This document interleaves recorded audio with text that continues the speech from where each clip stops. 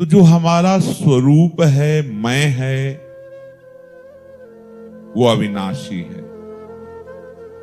इस मैं का आरोप जो देह संबंधियों और देह संबंधी भोगों में कर लिया है, ये सब विनाशी है। इसका विनाश होगा निश्चित।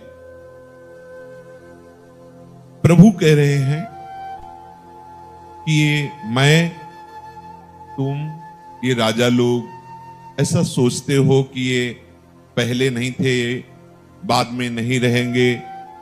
ऐसा नहीं है, क्योंकि जो राधे राधे दोस्तों, मैं बाबा जी की अच्छी बातें ग्रहण करता हूँ और आप भी बाबा जी की अच्छी बातें ग्रहण करें और राधा रानी की कृपा का सहयोग लें। राधे राधे।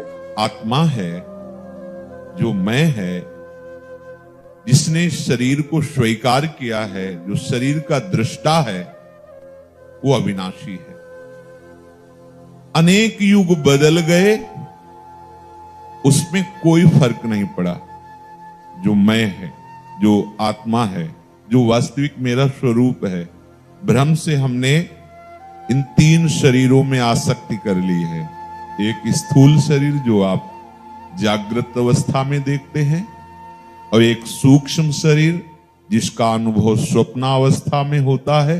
जब स्थूल शरीर पड़ा हुआ है निश्चेष्ट, तब भी चेष्टाएं होती हैं उस सूक्ष्म शरीर में, जो स्वप्न में देखने को मिलता है कि हम स्वप्न में ठीक वैसे ही सब व्यवहार करते नजर आते हैं, दुख सुख का, लाभ हानि का, जैसे हम जागृत में करते हैं।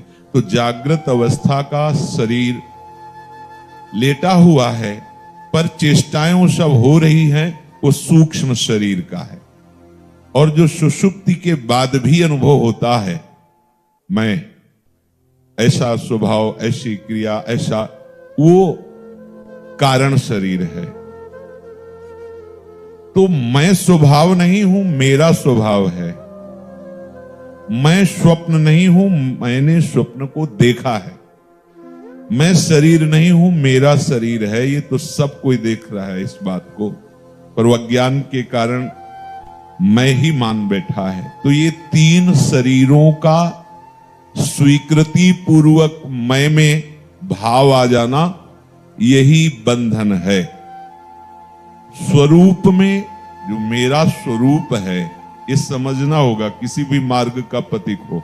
नहीं तो इसी देह भाव में लगा रहेगा, क्रियाएं होती रहेंगी, परिणाम देह आसक्ति, देह भोग, देह संबंध, तो बात बनेगी नहीं। अनेक युग बदल जाएं तो भी जीवात्मा में जो मैं है, उसमें कोई फर्क नहीं पड़ता, क्योंकि वो अविनाशी परमात्मा का अंश है। परंतु ये शरीर प्रतिक्षण बदलता रहता है, ये क्षण मात्र भी टिकता नहीं है। ऐसे विनाशी शरीर में स्वीकृति हो जाने के कारण मेरे को दुख सुख, लाभ हानि, मान अपमान, निंदा स्तुति, जन्म मृत्यु आदि ना व्यापते हुए भी भोगना पड़ता है। ना व्यापते हुए भी इनका कोई भी प्रभाव मैं में नहीं है। जो परमात्मा अंश, परमात्मा स्वरूप है, वो मैं। प्रभु का जो अंश मैं स्फुरित हो रहा है, उसमें इनका प्रभाव नहीं, पर उस मैंने इसे स्वीकार कर रखा है। प्रभु कह रहे हैं, देहिनोस्मिन् यथा देहे कौमारम यौवनम जरा तथा देहांतर प्राप्तिर धीरस्तत्र न मुह्यति। हे अर्जुन, देहधारी के इस मनुष्य शरीर में, देहधारी जिसने देह को स्वीकार किया है, उसे शरीरी कहा जाता है। जैसे रिक्शा को स्वीकार करने से उसे बोलो ए रिक्शा, वो खड़ा हो गया, पर रिक्शा एक अलग वस्तु है, वो एक अलग है, पर स्वीकृति होने के कारण वो वहां खड़ा हो जाता है और आपसे बात करने लगता है। वही कुछ दिन में रिक्शा छोड़कर टैक्सी ले ले तो ऐ टैक्सी, वो खड़ा हो जाएगा, क्योंकि उसने स्वीकृति कर ली। अब उसे रिक्शा बोलो तो नहीं खड़ा होगा। ये यद्यपि ना रिक्शा है न टैक्सी है, पर स्वीकार करने के कारण वो अपने में आरोपित कर लेता है।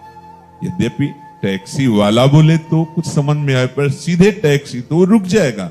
ऐसे ही ये शरीर को स्वीकार, शरीरी यद्यपि वो नहीं है, पर वो स्वीकृति होने के कारण फिर इसके द्वारा जितनी चेष्टाएं होती शुभ या शुभ, वो सब भोगना पड़ता है।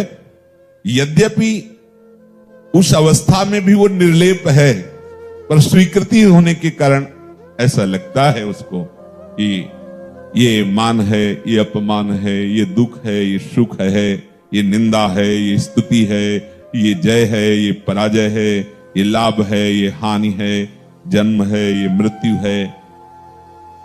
साधना उपासना इसी बात की जाती है कि इन द्वंद्वों का कहीं प्रभाव ना पड़े।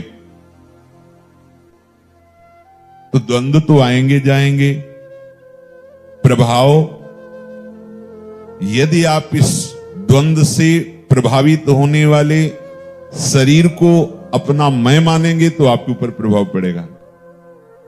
इस मैं को इससे हटा करके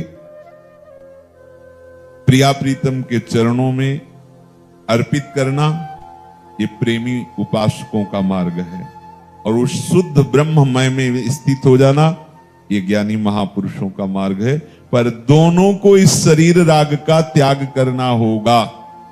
तो जब तक इसके हम रहस्य को नहीं समझेंगे, तब तक चाहे जितना साधन कर लीजिए, आप शरीर राग से नहीं हट सकते। ये किसी साधन से नहीं हटता, ये स्वीकृति से हटता है। आपने जो स्वीकृति गलत जगह की है उसे बदलिए। जैसे इसी शरीर में आप जब गृहस्थ थे तो आपने अपने को गृहस्थ रूप में ही देखा, स्वप्न में भी। देखो स्वीकृति का प्रभाव। सोने के बाद आपको जब जगे तो बताना नहीं पड़ा कि आप गृहस्थ हो, गृहस्थ का ही भाव रहा स्वभाव में। लेकिन जब आप संत बन गए, वेश परिवर्तन करके विरक्त बन गए, तो अभी कोई देहासक्ति नहीं छूटी है, पर अब आप स्वप्न में भी अपने को गृहस्थ रूप में नहीं देखेंगे। देखो बाहरी स्वीकृति का सूक्ष्म शरीर पर प्रभाव पड़ रहा है। आप स्वप्न में भी अपने को संत रूप में देखेंगे, और जगने के बाद स्वभाव में भी वही बैठ जाता है कि मैं विरक्त वेश में हूं, कोई समझाना नहीं पड़ता। मतलब स्वीकृति का स्थूल सूक्ष्म कारण तीनों पर प्रभाव पड़ता है। अपने माया के अविद्या के प्रभाव से गलत स्वीकृति कर ली है, इस शरीर को मैं मान लिया है। अब इस शरीर के जितने धर्म हैं, ये शरीर धर्म का ही है, सुख दुख लाभ हानि आदि ये सब भोगना पड़ रहा है। इसी से मुक्त होने के लिए भगवत मार्ग है, गुरु चरणाश्रय है। देखो सेवक जी महाराज कह रहे हैं, शत्रु मित्र समझानी, मान मान अपमान सम, दुख सुख लाभ न हानि, यह जो कृपा हरिवंश की। ये स्थिति आनी ही है। शत्रु मित्र समान हो जाए, मान अपमान समान हो जाए, निंदा स्तुति समान हो जाए, दुख सुख का कोई हमारे ऊपर प्रभाव न पड़े, ये कैसे हो सकता है? जब तक इस शरीर में हमारा राग है, ये स्वीकृति है कि मैं शरीर हूं, तब तक चाहे जितना आप साधन कर ले, प्रभाव पड़ेगा, इन द्वंद्वों का प्रभाव पड़ेगा। अब जब द्वंद्वों का प्रभाव आपके अंदर पड़ रहा है, तो आप फिर शोकित होते हैं, चिंतित होते हैं, क्लेशित होते हैं, नाना प्रकार के अंदर भाव कुभावों का बाजार लग जाता है। यही है भवजाल, यही है माया चक्र, इसी से मुक्त होना है। प्रभु कह रहे हैं, हे अर्जुन, देहधारी के इस मनुष्य शरीर में जैसे बालकपन, जवानी और वृद्धावस्था होती है, ठीक ऐसे ही दूसरे शरीर की प्राप्ति होती है। बालक से जवान हो गया, जवान से वृद्धावस्था हो गई, वृद्धा से मृत्यु अवस्था हुई, मृत्यु से जन्मावस्था हुई। अगर आपको ये वीडियो अच्छी लगी हो तो चैनल को सब्सक्राइब करें और वीडियो को लाइक करें और मेरे साथ ऐसे ही राधे राधे रानी का भजन करते रहें।